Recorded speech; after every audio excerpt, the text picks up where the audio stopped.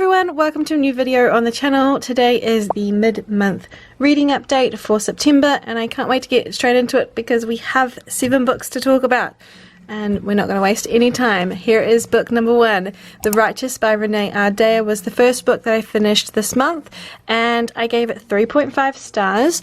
This is book 3 in the 𝓬𝓲𝓭 series, which is a paranormal historical fiction. Oh, sorry, fantasy. And this follows 2 of the side characters that we've met in the first 2 books, 𝓬𝓲𝓭 and 𝓬𝓲𝓭. The 2 main characters from the previous 2 books are still in this, but they are now side characters. Their storyline is still in here.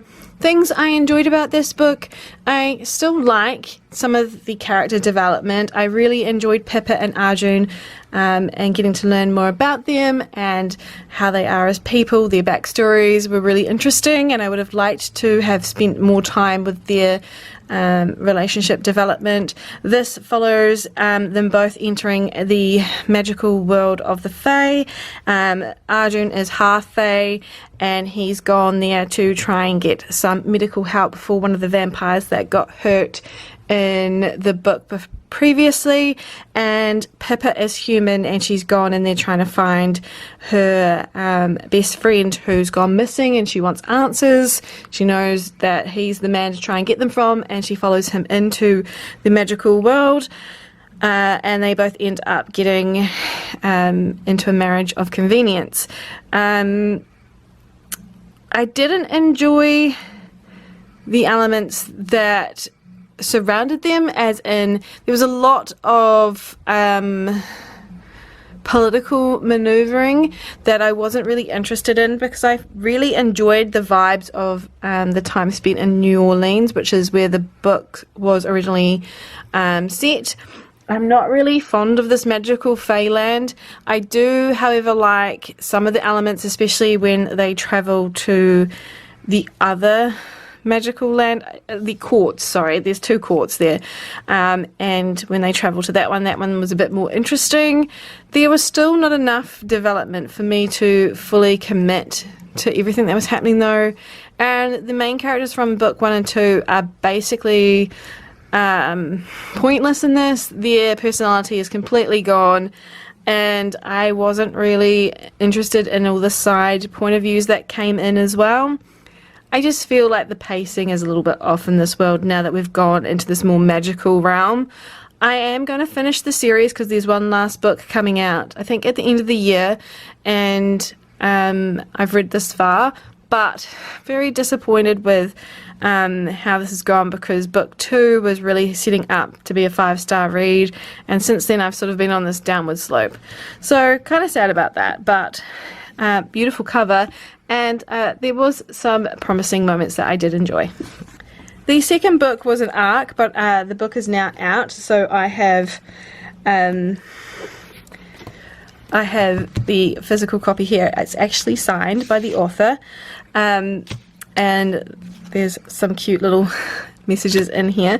This is Flying and Falling by Linda Tomlin. She is a New Zealand author and this is her second YA romance that she's released. This follows 2 young people who have been struggling with mental health in one way or another. They've had quite a run. Holly is dealing with depression and she's working for a lady who's just had a baby, so she's riding her horses for her and that's helping her with her depression. And the lady's nephew turns up at the farm to help out, but he's also running away from something that happened with his best friend back home, and together they sort of have a really sweet connection. I really enjoyed the balance between navigating the quite delicate and hard conversations in this book. It felt very realistic, but despite the fact that this was a fiction, and then also the more innocent teenage fast feelings romance that came along with this. I dropped a star. I gave this 4 stars. I dropped a star because I wasn't quite convinced that the ending was what I was expecting. It felt very rushed, like everything was resolved and then that was the end. I would have liked to have seen these two characters navigating their struggles together as a couple. However, the author is returning to this world, so perhaps we'll get little glimpses of them in the future book. The next book I read or listened to was Legendborn. It is the only 5-star read I've had so far this month, and it was fantastic. This is an Arthurian retelling. It is YA fantasy, and it has a wonderful person of colour female lead character. Brie is phenomenal. I really enjoyed her. There was a critique I had for her character, was that she was 16, and a lot of the moments in this book felt a little bit more mature than 16, and I had to keep reminding myself of that. But otherwise, absolutely loved her. Loved the representation that was given for her cultural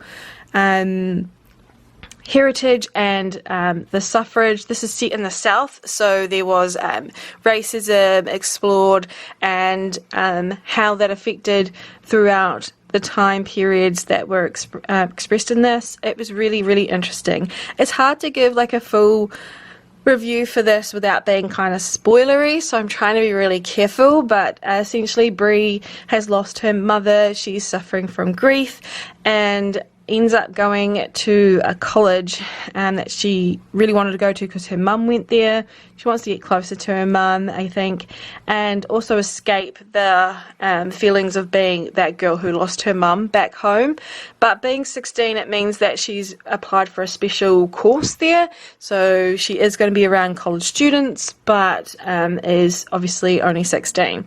And here she finds a secret society that have magic, and it's magic that comes from like King Arthur and the Knights of the Round Table, and these families have been working for generations to use their magic for protection, in the sense of that they keep the demons at bay.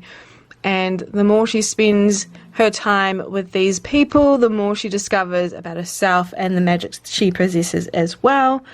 I really enjoyed Brie's journey a lot, and just the vibes and everything. Listening to this was so amazing. I really wanted to consume it in one day, but it is a chunky book, so I had to do it over 2 days. And I absolutely love one of the main male characters. His name's Sal, or Salwyn. He's the morally grey one, so of course I liked him more, and cannot wait to read book 2. I actually already have hired it out from the library. I just need to find some time to listen to it now. The next book that I read was an ARC, and it was If I Have to Be Haunted by Miranda Sun.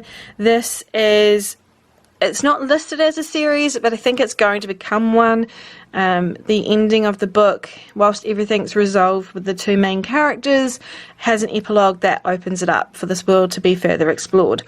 So I think it will definitely become more than one book in this series. And this follows a Chinese-American teenager who can speak to ghosts. I really like books with ghosts in it, and I liked the sound of the synopsis for this, so I picked it up pretty quick. Kara is also, I think, 16. Her birthday is Halloween, and some ominous things have been happening recently at school, with some spirits walking around that are a bit weird, and some bats, and just some really like bad omens that are coming up. She is hiding her gift as much as possible from ghosts as well as from people. No one knows that she can do this, but it's getting harder to keep that secret, especially when the guy that she has been bickering with for the longest time, everyone knows in their small town that Kara and Zach just don't get along for whatever reason, and unfortunately for him, he ends up dead. So when she discovers his body and subsequently his spirit, he begs her to bring him back to life. Now, you wouldn't expect a ghost speaker to be able to do that, and normally she probably couldn't, but there is a different element to this book. So on one portion, I really liked the spooky, paranormal, ghostly vibes. I would have loved to spend more time with that. I also really enjoyed the conversations around her family. She's got a grandmother who's dead, but was a ghost speaker as well, and so she can see her and they converse often, and her grandmother wants her to take up the gift more openly. And then she's got a very strict mother who didn't like the ghosts in her world as a child, shut them out, and does not want this for her daughter and will not tolerate it. So she's getting pulled in two different directions, as well as just struggling with her own identity in other ways. I felt that this conversation was done really, really well, and also loved the romance aspect between Zach and Kara. It was very obvious from the beginning of how Zach felt, but their journey together does go on a really satisfactory level, and when you get to that romance aspect, it's rewarding. But those are the elements that I really enjoyed. I did not enjoy the more magical parts of this, so it doesn't just stay paranormal. Do you remember those movies when we were younger, like Halloween Town, where there's like all these ghostly ghouls, and there's a quest that the children have to go on this big adventure to save everyone in the town from the bad doings, and it's generally by Halloween that they have to do it by. Those kind of movies, I absolutely loved them as a child, and I think people of a younger audience, which this book is directed at, would enjoy this more. This is a YA fantasy, but it feels like a young YA fantasy to me. Those kind of movies are quite cliche and cheesy for me as an adult now, and whilst they are a comfort, so maybe I would watch them if they were on TV and I was in the room, I wouldn't actively seek them out, and I feel that's kind of how I felt about this. I signed up for more ghostly paranormal activity, and I ended up in a magical world because he was bitten by a magical snake.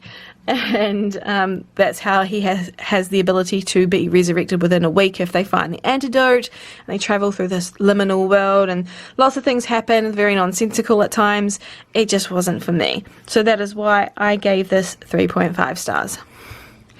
The next book I finished was Songs of Retribution. This is book 4 in the 𝓤𝓮𝓻 series. This is the final book in that series as well, and it is by Nicole Bailey, and I read this as an ARC. I have received every single book from the author in this series, so this is my final review, and I enjoyed this one. I liked how the world ended. It carried on very quickly from where book 3 left off, which I appreciated. I enjoyed that the war that was represented in this didn't take up a lot of page time. War can be really tedious for me, especially if it's a magical war, and there's so many different boundaries or magical abilities that can be used in that war. Sometimes it's interesting and sometimes it gets really tedious quite fast for me, but I think the pacing of this was really well done. There's really good political maneuvering beforehand, and everyone that has been represented in this series, because this author is known for writing multiple point of views in each book, was given a good wrap up. I was really happy with it. I was really pleased to see that one of my favourite characters and the animosity that he was getting from another main character was resolved well, finally. It was a little dragged out for me, but it resolved well. And yeah, I can't really say much about it. I just enjoyed how it ended. Everyone got a good ending. There were moments where I was worried that wasn't going to be the case, but overall a good read and a solid little series if you're looking for an indie fae fantasy with also sirens, elves, like very big on magical elements in it. So definitely one to pick up if you're interested. The next book I finished was Begin Again by Emma Lord. I recently read Tweet Cute last month, and quite enjoyed it, and I gave that one 4 stars. I gave this one 4.5 stars. I enjoyed this one a lot more. This follows Andy. She's always wanted to go to this university that her parents met at and fell in love. Unfortunately for her, again, like another book I read, her mother has passed away when she was younger, and she's always had this sort of like identity around that. Because she lived in a small town, she was always known as the girl who lost her mum there as well. And going to this university means that she can get to learn more about her parents without that pressure. She gets a new start, aka to begin again.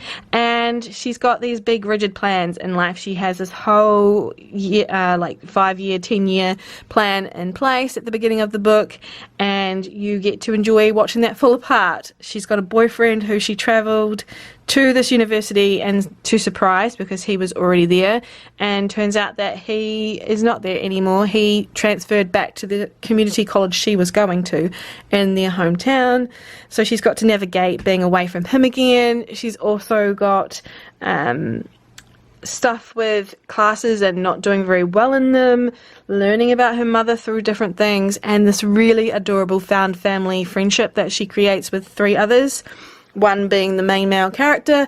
I really loved that. So watching her go from this really rigid way of thinking to going on this journey and opening up, being more emotional, learning things along the way, falling on her face a few times, you know, that kind of dynamic, whilst being like sweet and wholesome, and you know that her and Milo are going to end up as the end game. So really, really sweet little romance.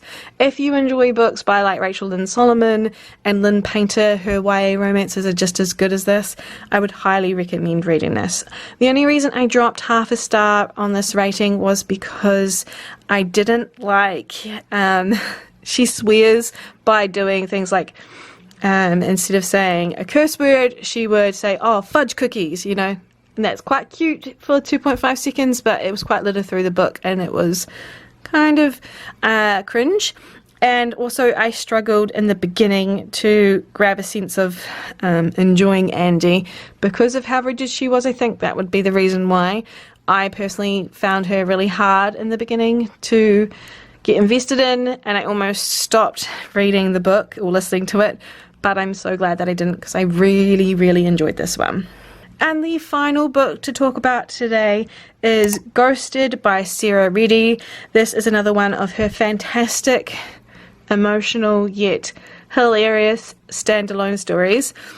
This follows Gillian, who cannot talk to men at all, yet ironically is on a website as a relationship advice columnist, and her life is a little bit on the fritz right now. She's not doing well in her career because obviously she's giving poor advice, and not saying that people who aren't in relationships can't give good advice. It was just she's given the wrong advice at this point. She just had to move into this apartment that was previously a sex den and has mirrors everywhere. It was really weird, that element, actually.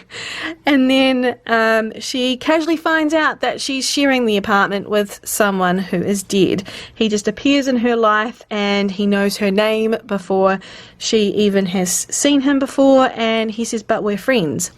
And over the next few weeks she learns a lot about Daniel, the ghost, and starts to have feelings for him. He's the only guy that she can talk to. Something really tragic happened to her, especially in the past, I think, 9 years. She hasn't been able to talk to anyone that's male, and you get to dive into that a little bit, and then obviously you get this pinnacle moment where she realizes she doesn't have to hold on to that trauma anymore so much. It's really, she's, you know, okay to move on now, and this is only halfway through the book because there's a secret twist to the book. Obviously you're gonna know that he's still alive somewhere. From the beginning it's kind of obvious with how things go, but I didn't expect the twist of how he was alive. I did find this moment after that first half of the book, and then you're going into the second half where Gillian is seeking Daniel out in his living self, a little cringe, and that is why I dropped half a star on this, because I also gave this one 4.5 stars. But I cried, I enjoyed it, I thought it was really well done. Sarah Reddy is really good at these books. I really enjoy the way she writes, and this is my favourite one so far, so definitely one to check out when it comes out at the end of this month. It's, I think, the 26th of September, and obviously I read that as an ARC as well. So that's all 7 books that I read, all listed for you. I tried to be less rambly and also less spoilery and more about why I gave the marks that I did. I am aware that I can sometimes ramble on about what actually happens in the book, and I'm trying to be a little bit more mindful about that. Have you read any of these books? If so, let me know in the comments how you enjoyed them or didn't enjoy them. Do any of the ratings match up with mine? I'd love to have a conversation about them with you in the comments. And also, if any of these books kind of sound up your alley, let me know. I hope until the next video I see you that you are doing well and having a great time reading, and I'll see you soon in a next video. Bye everyone.